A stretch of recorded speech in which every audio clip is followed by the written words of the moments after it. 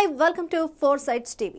IPL సమరంలో రోజుకో అద్భుతం జరుగుతున్న వేళ గురువారం జరిగిన మ్యాచ్ కూడా ఊహాతీతంగా మారింది.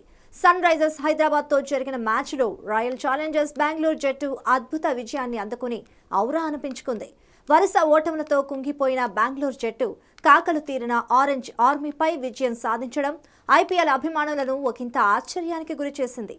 వీరిద్దరి మధ్య జరిగిన ప్రీవియస్ మ్యాచ్ లో వారికి ఏమాత్రం తగ్గకుండా బెంగళూరు జట్టు కూడా సై అంటే సై అంటూ కాలు దువ్వడం ఐపీఎల్ అభిమానులు ఎప్పటికీ మర్చిపోలేరు. దెబ్బకు దెబ్బ అన్నట్టుగా హైదరాబాద్ లో జరిగిన మ్యాచ్ లో బెంగళూరు జట్టు విక్టరీ కొట్టడం ఇప్పుడు రిటర్న్ గిఫ్ట్ లా కనిపిస్తోంది. ఇక్కడి వరకు బాగానే ఉంది, కానీ ఈ ఒక్క విషయంతో ఆర్సీబీ ఫ్యాన్స్ ఒక కొత్త ప్రతిపాదనతో ఐపీఎల్ లోకాన్ని షాక్ కి గురి చేశారు. ఈ ఐపీఎల్ సీజన్లో ఆర్సీబీ కేవలం 2 విజయాలు మాత్రమే సాధించింది. పంజాబ్ కింగ్స్ సన్ రైజర్స్ పై నెగ్గింది.